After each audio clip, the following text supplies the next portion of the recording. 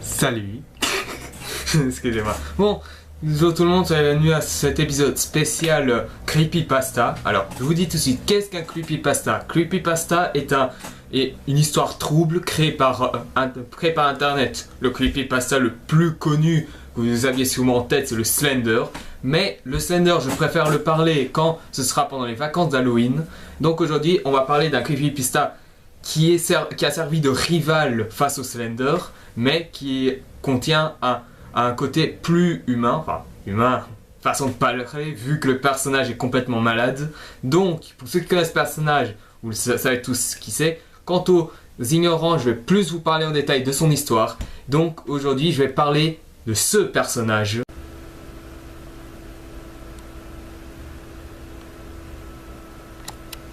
Jeff the Killer, qui est l'un des creepypasta rival du Slender, son physique est très simple. C'est un jeune de 15 ans avec la peau blanchâtre, des cheveux noirs et un sourire angéliquement morbide dont il s'est lui-même fait avec un couteau. Donc oui, bien sûr, les personnages que vous dites qui a un sourire assez exagéré et la peau blanchâtre, vous pensez sûrement au Joker du Batman. Sauf que le Joker ainsi que Jeff the Killer, malgré quelques petites ressemblances, a quand même des différences. Ces différences sont très simples.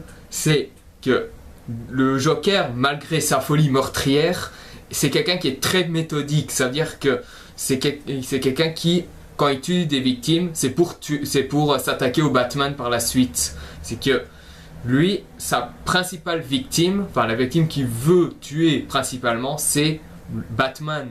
Alors que Jeff the Killer, lui, il n'en a pas de victime précise. C'est-à-dire que selon la légende urbaine, le creepypasta, c'est quelqu'un qui tue des gens aléatoirement, que ce soit des jeunes, que ce soit des adultes, des vieillards et même des enfants. Donc vous me doutez bien, contrairement au Joker, Jeff the Killer, même si c'est une légende urbaine, il est encore plus dangereux. Je vais vous raconter un peu l'histoire de Jeff the Killer. En fait, c'était à l'époque Jeff qui, avec son frère, a été harcelé par des jeunes hommes de 12 ans. Jusqu'à ce que Jeff ressent un sentiment assez épouvantable qui le pousse à agresser les trois garçons, jusqu'à les poignarder, les tordre le bras et même exploser l'estomac d'un autre, ce qui inquiéta beaucoup son frère. Mais que, bien sûr, Jeff préfère nier ce qui s'est passé devant ses parents. Jusqu'au jour où la police décida de découvrir essaya bien sûr de savoir lequel des deux a fait ça. Bien sûr, son frère a préféré être arrêté par la police à la place de Jeff. Jeff va être déprimé jusqu'à ce que son sentiment bizarre soit de plus en plus fort. Et pendant une fête chez un garçon qui est son voisin, les trois garçons reviennent pour se venger, mais bien sûr, ils vont malheureusement se faire tuer par Jeff qui sera encore plus troublé et qui va finir par ne plus sentir d'émotion jusqu'à n'en faire que devenir une machine à tuer. Mais le troisième garçon, avant de mourir, en voyant que le Jeff the Killer, Jeff a été aspergé d'eau de javel et d'alcool, il lance le briquet sur Jeff et Jeff tomba évanoui en brûlant en même temps. Après un tour à l'hôpital, Jeff a la peau blanche les cheveux noirs. Et celui-ci, comme bien sûr sa santé mentale a modifié depuis le combat contre les trois garçons, celui-ci trouva son nouveau visage super parfait, alors que ses parents trouvaient ça assez différent de ce qu'il est. Et on arrive au soir, qui est le moment le plus connu du creepypasta, où la mère entend un bruit vers la salle de bain et et c'est là qu'elle voit Jeff qui s'est cramé la paupière de ses yeux et fait lui-même un sourire avec son couteau. Et celui-ci va jusqu'à même dire à sa mère s'il est beau comme ça. Bien sûr, si on était à la place de la mère, on aurait du mal à dire ce qu'on pense, on avait plus envie de s'enfuir. Mais bon, bien sûr la mère va voir son mari disant que leur fils est devenu complètement taré. Mais bien sûr Jeff a été le plus rapide et les a tous les deux zigouillés. Et au final, son frère se fait lui aussi tuer par Jeff. Mais bien avant, il dit une phrase le plus connue. Je pense, pour ceux qui connaissent la vidéo de Squeezie avec Illusion, c'est le Hobbit pervers, disant, le Game Over, il disait Go to sleep. Ben, c'est la phrase iconique de Jeff the Killer.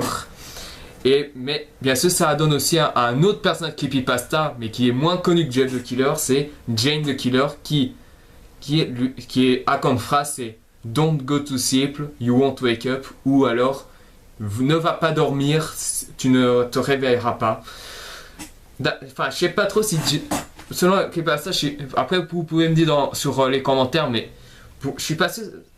Vous pouvez me dire si Jane the Killer c'est en fait une ennemie ou la petite amie de Jeff, puisque Jeff the Killer, parce que je sais pas, parce que à un moment elle dit que j'aime ton style, ton visage, ton sourire et tout ça, et à ce moment elle dit que à chaque fois que je tue une personne, j'ai l'impression de te tuer. Enfin, je dis ça, après vous pouvez me dire dans les commentaires, mais voilà, au moins vous avez un petit résumé de l'histoire de Jeff the Killer. Après, mon avis sur Jeff the Killer, je trouve qu'il est, enfin, plus ou moins plus effrayant que le Slender. Enfin, je vais vous dire après dans ma vidéo sur le Slender, mais pour moi le Slender c'est quelqu'un de surprenant, mais c'est pas quelqu'un de extrêmement effrayant, je veux dire. Je suis d'accord que c'est vrai que c'est quelqu'un de surprenant avec sa tête qui n'a pas de visage, qui porte un smoking, qui a les bras et les jambes exagérément grandes, et qui sait se téléporter, qui a des tentacules sur le dos, etc. Mais voilà.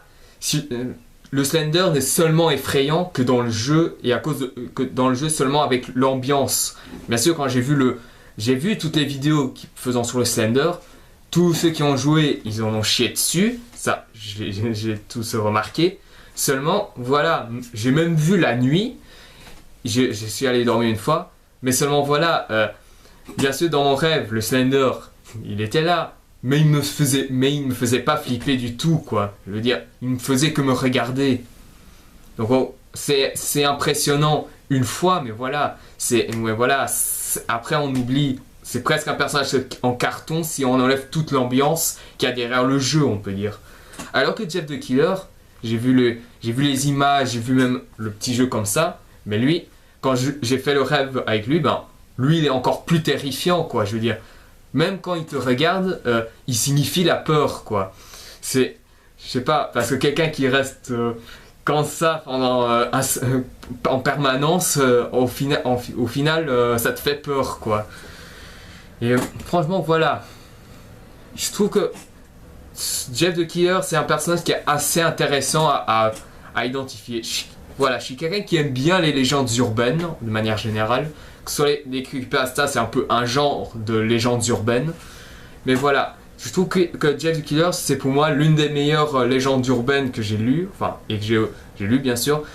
Et aussi que il y a une fin ouverte dans cette légende urbaine. Parce que, bien sûr, comme n'importe quelle légende urbaine, vous allez me dire, mais le Jeff the Killer, c'est approprié, je veux dire, parce que dans Jeff the Killer, vous pouvez vous-même inventer la fin. C'est-à-dire que si jamais vous faites un manga, que vous faites un film, que vous faites même une bande dessinée faite par des fans, on inventera notre fin, enfin notre propre fin de la légende urbaine. Soit il est toujours vivant et il y aura toujours un massacre, soit on va faire en sorte que on fait semblant qu'il meurt et qu'il va revenir après pour un nouveau massacre, ou soit on le tue complètement, mais la région restera quand même traumatisée. Voilà, c'est un peu comme ça le truc des légendes urbaines. Mais voilà, Jeff the Killer, c'est pas vraiment quelqu'un d'original. Enfin, physiquement, c'est pas quelqu'un d'original, je veux dire. Parce que quand on voit Jeff the Killer, pour moi, on pense directement au Joker. Mais pour moi, il me fait penser à 3 personnages distincts. À Chucky pour son rire complètement sadique. Hannibal Lecter pour son charisme et son côté assez cynique. Et le Joker pour son sourire extrêmement exagéré. Parce que oui, dans l'histoire, même s'il est complètement taré, c'est quelqu'un, voilà, c'est quelqu'un qui est un ricaneur et aussi quelqu'un que malgré son charisme, c'est quelqu'un qui est assez froid, assez glacial. Et sachez que la musique que j'ai mis pour l'introduction, Mad World, représente très bien Jeff the Killer parce que voilà, Mad World, la chanson, est en même temps pessimiste et glaciale. Et l'histoire de Jeff the Killer est très pessimiste et assez glaciale aussi. Mais il faut comprendre que ça représente le Jeff, enfin le Jeff normal, c'est-à-dire le Jeff qu'on connaît au début de la légende urbaine. D'un côté c'est pessimiste, mais quand c'est le Jeff the Killer, c'est glacial quoi. Et voilà, j'ai regardé plusieurs images du Jeff the Killer qui sont super bien faits, je trouve.